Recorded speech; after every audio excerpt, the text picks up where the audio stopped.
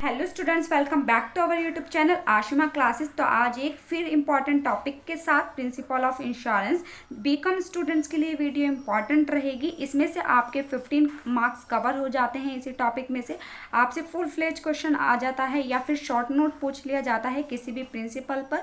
तो देखिए, फर्स्ट हमारा है प्रिंसिपल ऑफ इंश्योरेबल इंटरेस्ट। तो प्रिंसिपल ऑफ इंश्योरेबल इंटरेस्ट में क्या होता है, जिस भी प्रोडक्ट का, जिस भी आप लाइफ का या प्रॉपर्टी का इंश्योरेंस कराने जा रहे हैं उसमें आपका खुद का इंश्योरेबल इंटरेस्ट होना चाहिए। आपको उसमें खुद का फाइनेंशियली लॉस होना चाहिए। According to this principle you must have an insurable interest in the life that is insured. जिसकी लाइफ का आप इंश्योरेंस कराने जा रहे हैं उसमें आपका खुद का इंश्योरेबल इंटरेस्ट होना चाहिए। That is you will suffer financially if the insured dies. उसमें आप खुद फाइनेंशियली सफ़र करने चाहिए अगर वो पर्सन की डेथ हो जाती है। ये नहीं किसी पड़ोसी का इंश्योरेंस करा लिया, उसमें आपका कोई, उसकी डेथ भी हो जाती है तो आपका कोई फाइनेंशियली लॉस नहीं होता है।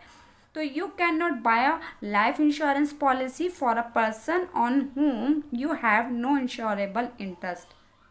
आप उस पर्सन, किसी भी पर्सन के लिए लाइफ इंश्योरेंस पॉलिसी को बाय नहीं कर सकते अगर उसमें आपका खुद का इंश्योरेबल इंटरेस्ट नहीं है।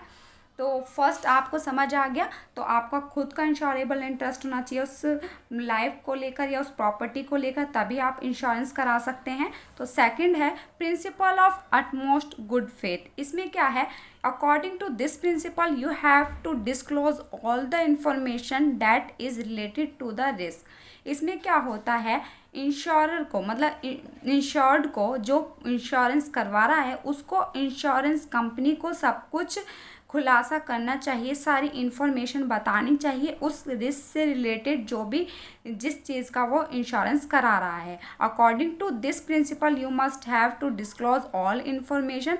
डिस्क्लोज मतलब उसको सारी इन्फॉर्मेशन खुलासा करनी चाहिए that is related to the risk, जो उस रिस्क से रिलेटेड है, to the insurance company truthfully. उसको इंश्योरेंस कंपनी को सब कुछ सच सच बताना चाहिए। जैसे आपने इंश्योरेंस कराया किसी चीज़ का, अगर उस चीज़ के रिस्क के आप सारी कंडीशन, सारी बातें नहीं बताएंगे इंश्योरेंस कंपनी को, तो इंश्योरेंस कंपनी जो है आपकी पॉलिसी को क्या कर सकती है, कैंसिल कर सकती है। अगर बाद में पता चला इंश्योरेंस कंपनी को कि इन्होंने हमसे बात छुपाई थी, तो वो आपकी पॉलिसी को रद्द भी कर सकती है। You must not hide any fact that can have an effect on the policy from the insurer.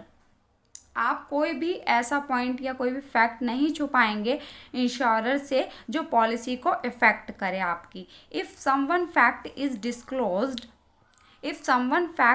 Disclose later on, अगर कुछ भी बात पता चलती है, कुछ भी बात बाद में सामने आती है इंश्योरर के, मतलब इंश्योरेंस कंपनी के, then your policy can be cancelled. तो आपकी पॉलिसी जो है कैंसिल कर दी जाएगी, रद्द कर दी जाएगी। ऑन द अदर हैंड, दूसरी ओर, the insurance must also disclose all the features of life insurance policy.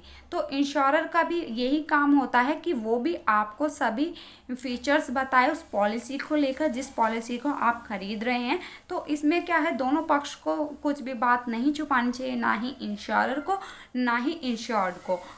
Insurer को जो भी रिस्क, इंश्योर्ड को जो भी रिस्क हो सकता है उसे सब इंश्योरेंस कंपनी को बता देना चाहिए, सब कुछ ट्रूथफुली। और वैसे ही दूसरी तरफ इंश्योर कंपनी को भी उस पॉलिसी से रिलेटेड सब कुछ आपको बता देना चाहिए। तो थर्ड है हमारा principle of proximate cause. Principle of proximate cause में क्या होता है कि आपको निकटतम कारण, कि आपके लॉस का क्या निकटतम कारण है, किस वजह से ये लॉस हुआ है। While calculating the claim for a loss, the proximate cause is that the cause which is the closest and the main reason for a loss should be considered। तो इसमें निकटतम कारण देखना चाहिए कि किस वजह से लॉस जो हुआ है, किस वजह से हुआ है। Thought it is a whittle factor in all types of insurance. This principle is not used in life insurance. इस इंश्योरेंस को किस पर अप्लाई नहीं किया जा सकता, कहाँ यूज़ नहीं किया जाता। लाइफ इंश्योरेंस के केस में ये प्रिंसिपल नहीं लगता है। ये कब लगता है, और बाकी इंश्योरेंस में ये लगता है कि हमें देखना होता है कि किस वजह से ये लॉस हुआ है, ये कैलकुलेट किया जाता है इसमें। ठीक है, किसकी वजह से लॉस हुआ है, मेन रीज़न देखा जाता है। इस प्रिंसिपल में यही होता है। तो अब आते हैं हम फोर्थ प्रिंसिपल की तरफ, अपने principle of subrogation. Principle of subrogation most important, जो जिसमें से शॉर्ट नोट बनता ही है। The principle of subrogation strongly support the principle of indemnity. Principle of subrogation किसको सपोर्ट करता है? Principle of indemnity. तो पहले हम जान लेते हैं प्रिंसिपल ऑफ इंडेमनिटी में क्या होता है। प्रिंसिपल ऑफ इंडेमनिटी में आपको इंश्योरेंस कंपनी उसी स्थिति में, उसी पोजीशन में लाने का प्रॉमिस करती है जिसमें आप लॉस से पहले थे। लॉस होने से पहले जैसे थे आप, वैसे ही लाने का इंश्योरेंस कंपनी आपको प्रॉमिस करती है प्रिंसिपल ऑफ इंडेमनिटी में। तो पहले प्रिंसिपल ऑफ इंडेमनिटी जान लेते हैं, फिर हम देख लेंगे principle of subrogation. The principle of indemnity state that insurance will only cover you for the loss that has happened. Principle of indemnity में आपके लॉस को कवर किया जाता है। अगर कोई लॉस आपके साथ हो जाता है तो उस लॉस को इंश्योरेंस कंपनी कवर अप करेगी। The insurer will truthly inspect the calculate the losses. उसमें इंश्योरेंस कंपनी आपको लॉस देखेगी कितने का हुआ है, सिर्फ उतने का ही आपको कंपनसेशन देगी। मतलब आपने मान लीजिए 5 लाख का इंश्योरेंस करा रखा है, किसी भी आपकी कार को आपने 5 लाख का इंश्योरेंस करा रखा है और बस आपको लॉस 1 लाख तक का ही हुआ है, 1 लाख तक का ही आपको लॉस हुआ है, तो इंश्योरेंस कंपनी आपको सिर्फ 1 लाख ही देगी, 1 लाख ही देगी। ये नहीं आपने 5 लाख का इंश्योरेंस करा रखा है तो आपको कंपनी जो है 5 लाख देगी। जितने का लॉस हुआ है बस उतने का ही आपको अमाउंट देगी। तो मेन मोटिव क्या है इस प्रिंसिपल में, तो जो आप लॉस से पहले जिस कंडीशन में थे बस उसी पोजीशन में आपको लाने का प्रॉमिस करती है आपको इंश्योरेंस कंपनी। तो देखेंगे the main motive of this principle is put you in the same position financially as you were before the loss. जैसे आप लॉस से पहले थे बिल्कुल सेम वही पोजीशन में लाने का प्रॉमिस करेगी कंपनी आपको। This principle however does not apply to life insurance and critically health policies। ये जो इंश्योरेंस है आपका, ये जो प्रिंसिपल है ये कहाँ पर अप्लाई नहीं होता? लाइफ इंश्योरेंस में। अगर किसी की डेथ हो गई, किसी को वापस तो नहीं लाया जा सकता, तो ये प्रिंसिपल वहाँ पर अप्लाई नहीं होता, या क्रिटिकली हेल्थ पॉलिसीज़ में। तो आपको I hope principle of indemnity तो क्लियर हो ही गया होगा। तो अब हम प्रिंसिपल ऑफ सब्रोगेशन देख लेते हैं। प्रिंसिपल ऑफ सब्रोगेशन देखते हैं। इसमें क्या था, आपको पहले ही जैसे पोजीशन में लाने पर वादा किया जाता है प्रिंसिपल ऑफ इंडेमनिटी, सेम उसमें भी सब्रोगेशन में भी ऐसा ही होता है। अगर मान लीजिए आपकी बिल्डिंग थी, आपने उसका इंश्योरेंस करा रखा है 10 लाख से, उसमें आपको 1 लाख का नुकसान हो गया, आग लग गई आपके बिल्डिंग में, तो कंपनी जो है आपको 1 लाख का ही कंपनसेशन देगी। ये नहीं आपने 10 लाख का इंश्योरेंस करा रखा है तो आपको 10 लाख देगी, आपको जितने का लॉस हुआ है उतना ही देगी। This principle come into play when a loss has occurred due to some other person party and not the insured. और एक और कंडीशन रखती है इस प्रिंसिपल में कंपनी, क्या करती है इस प्रिंसिपल के अकॉर्डिंग, अगर आपकी बिल्डिंग में आग लगी, अगर उसमें आपकी वजह से लॉस हुआ है तो कोई बात नहीं, अगर लेकिन थर्ड पार्टी की वजह से कोई लॉस हो गया, मान लीजिए आपकी बिल्डिंग में किसी और ने आग लगा दी और उसका कंपनसेशन देना पड़ रहा है, उसका हर्जाना किसको देना पड़ रहा है? इंश्योरेंस कंपनी को। तो इंश्योरेंस कंपनी क्या करती है, उस थर्ड पर्सन पर, उस थर्ड पार्टी पर केस कर सकती है। In such a case the insurance company has a legal right. Insurance company के पास लीगल राइट होता है उस पार्टी से पैसे कवर अप करने का या उस पर केस ठोकने का। तो ठीक है, आई होप आपको प्रिंसिपल ऑफ सब्रोगेशन क्लियर हुआ होगा। तो अब हम आते हैं प्रिंसिपल ऑफ कंट्रीब्यूशन। ये तीनों जो प्रिंसिपल हैं इम्पॉर्टेंट है, सब्रोगेशन, इंडेमनिटी और कंट्रीब्यूशन वाले। तो देखिए प्रिंसिपल ऑफ कंट्रीब्यूशन क्या कहता है। According to this principle, according to the principle of contribution, if you have taken insurance from more than one insurer, अगर इस प्रिंसिपल के अकॉर्डिंग अगर आप इंश्योरेंस करा लेते हैं, एक से ज़्यादा इंश्योरेंस कंपनी से आप इंश्योरेंस करा लेते हैं, both insurers both insurers will share the loss in the portion of their respective coverage। इसमें क्या करती हैं, आपको इंश्योरेंस कंपनी पोर्शन में आपको क्या देती हैं, लॉस को बांट लेती हैं, मतलब आपको रेशियो में पैसा देंगी।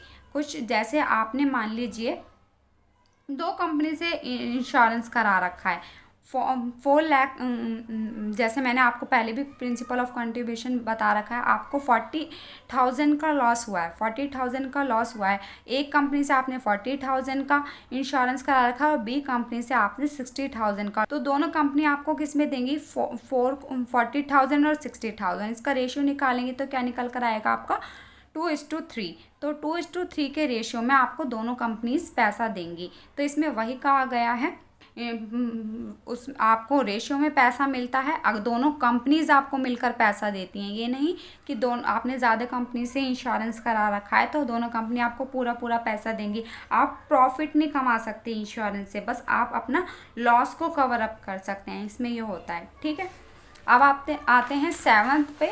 7th आपका क्या है, प्रिंसिपल ऑफ लॉस मिनिमाइजेशन।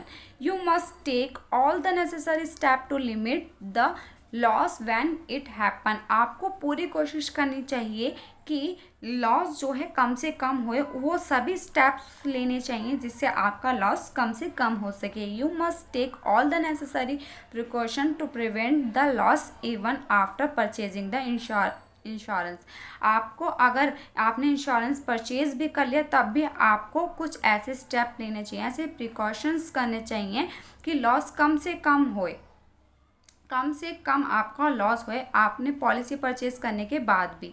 तो this is the principle of loss minimisation. ये प्रिंसिपल यही कहता है कि इंश्योरेंस पॉलिसी परचेज कर ली तब भी आपको कुछ ऐसे नेसेसरी स्टेप्स लेने चाहिए जिससे कि कम से कम आपका लॉस होए।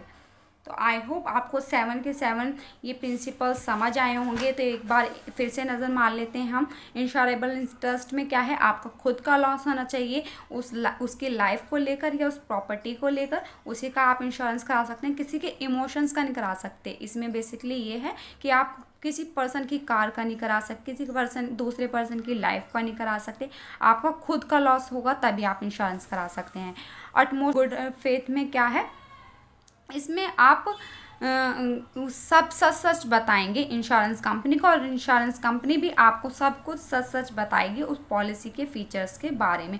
कोई भी बात छुपानी नहीं जानी चाहिए दोनों पक्ष की तरफ से, वरना तो अगर बाद में इंश्योर कंपनी को पता चलती है तो इंश्योरेंस पॉलिसी जो है आपकी कैंसिल कर दी जाती है। अप्रॉक्सीमेट में क्या होता है, अप्रॉक्सीमेट कॉज में निकटतम कारण देखा जाता है कि लॉस किसकी वजह से हुआ है, इस लॉस को कंसीडर किया जाता है देने से पहले। तो फिर देखते हैं principle of subrogation. Principle of subrogation में आपने देखा ये किस पर स्ट्रांगली सपोर्ट करता है, principle of indemnity. Principle of indemnity में हमने देखा कि उसमें जिस स्थिति में आप लॉस से पहले थे उसी में लाने का प्रॉमिस करती है आपको इंश्योरेंस कंपनी। तो इसमें भी सेम वैसा ही है, जिस स्थिति में आप पहले थे लॉस से पहले उसमें लाने का प्रॉमिस किया जाता है। और इसमें अगर मान लीजिए आपकी बिल्डिंग में आग लगी और इसमें आग लगने के बाद कुछ आपको कंपनसेशन मिल गया है, बिल्डिंग का कंपनसेशन दे दिया गया है, तो अब जो भी बिल्डिंग में सामान बचा है वो इंश्योरेंस कंपनी का होगा, उस पर आपका कोई राइट नहीं होगा। प्रिंसिपल ऑफ सब्रोगेशन में ये भी होता है, ये आपको मैं बताना भूल गई थी कि इसमें सारा राइट ख़त्म हो जाता है आपको कंपनसेशन मिलने के बाद में।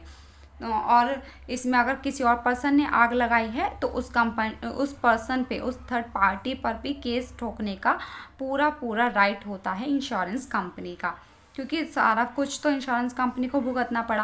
प्रिंसिपल ऑफ इंडेमनिटी आपको प्रॉमिस करती है पुरानी पोजीशन में लाने की, और इसमें आप जो है प्रॉफिट नहीं कमा सकते। इसका मतलब ये है आप प्रॉफिट नहीं कमा सकते, बस आपका लॉस कवर अप किया जाएगा। प्रिंसिपल ऑफ कंट्रीब्यूशन में क्या है, आप रेशियो में पैसा देंगी कंपनीज। आपने ज़्यादा से ज़्यादा कंपनी से इंश्योरेंस करा रखा है, इसका मतलब ये नहीं है आप ज़्यादा प्रॉफिट कमा लेंगे इंश्योरेंस कंपनी से। आपका जितने का लॉस होगा बस वही पैसा आपको दिया जाएगा, और वो जो दोनों कंपनीज हैं मिलकर पैसा देंगी आपको। लॉस मिनिमाइजेशन में क्या था, लॉस मिनिमाइजेशन में आपको वो सभी स्टेप लेने चाहिए जिससे कि आपका लॉस कम से कम हो। तो आई होप आपको सारे क्लियर हो गए हैं पॉइंट्स। तो थैंक्स फॉर वॉचिंग।